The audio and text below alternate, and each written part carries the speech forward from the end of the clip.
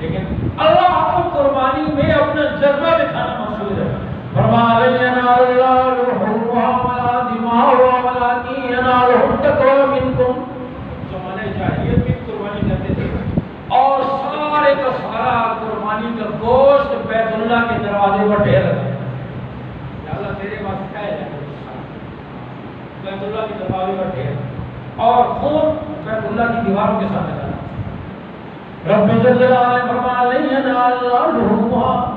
دین اسلام کی روشنی آئی, کفر کی جہالت کی ساری ظلمتیں مٹی. رب جل جلالہ نے فرمایا لن ينال الله لحومها ولا دماؤها ولكن يناله التقوى منكم. اللہ تعالیٰ تمہاری قربانی کے جانوروں کا گوشت اور خون نہیں پہنچتا, وہ تو تمہارے دل کے جذبے کو دیکھتا ہے. تمہارے دل کے آیا اس کے دل میں مال کی محبت زیادہ ہے یا میرے حکم کی محبت زیادہ ہے؟ مال کی محبت زیادہ ہے یا میرے حکم کی محبت زیادہ ہے؟ اللہ کو اس کو دے. اور یاد رکھیں ساری عبادات کی روح, ساری عبادات کی روح یہ ہے بندہ اپنی مرضی کو ختم کر کے رب کی مرضی کو پورا کرے. آپ دیکھو صبح سے شام تک روزے میں کیا ہوتا ہے؟ کھانا پینا, ازدواجی تعلقات کی پابندی. کھانا چاہتا ہے, بھوک لگی ہوئی ہے, وہ کہا میں نہیں کھانا.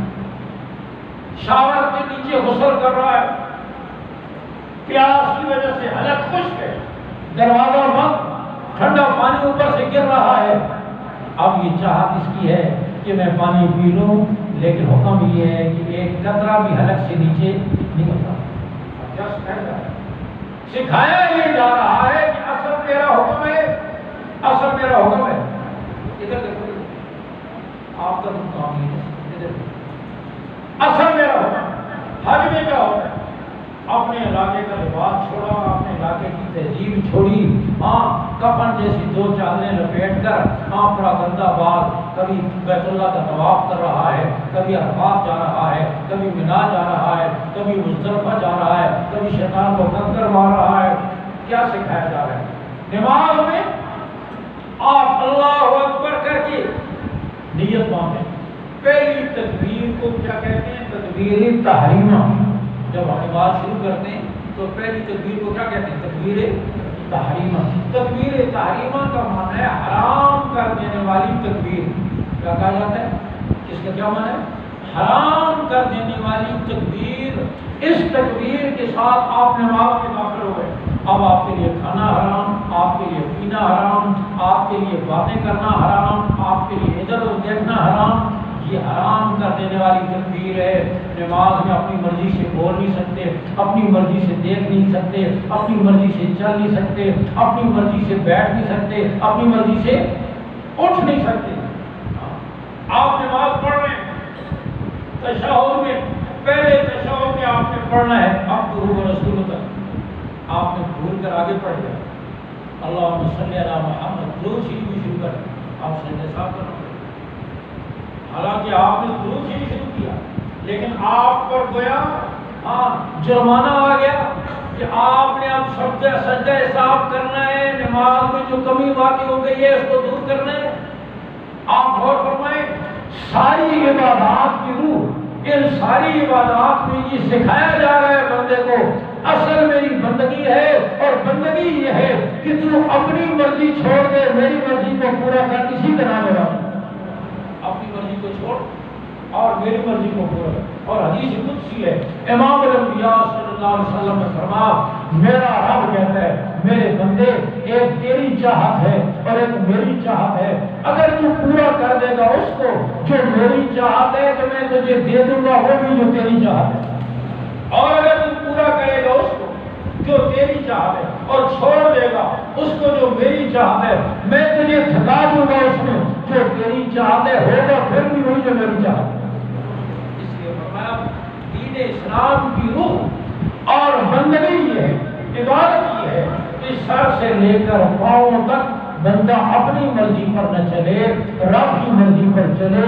اسی کا نام عبادت اور اسی کا نام. اب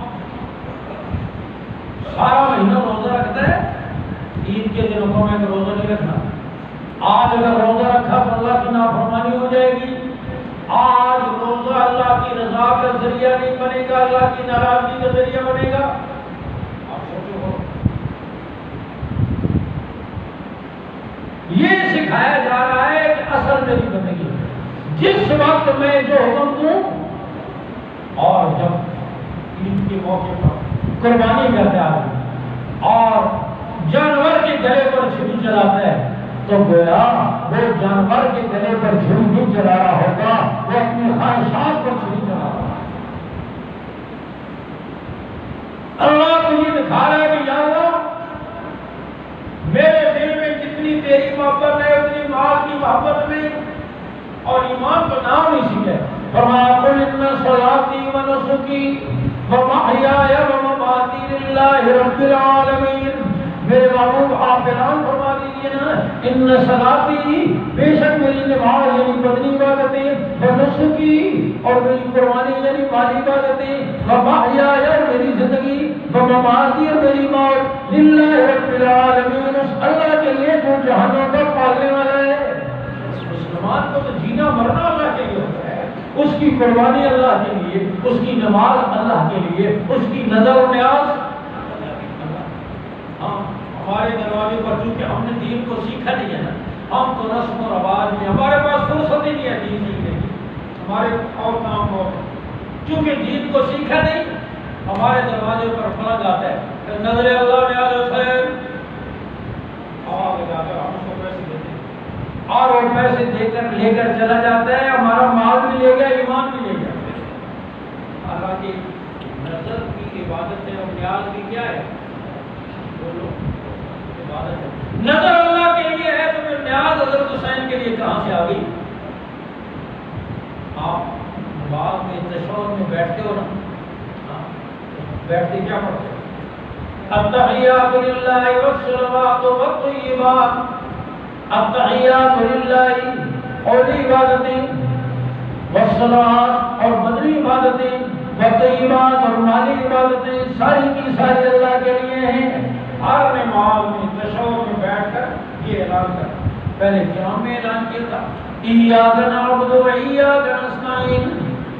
یہ نماز اللہ سے خدا باتیں کر رہا ہے، ایک ایک آیت پر اللہ سے جواب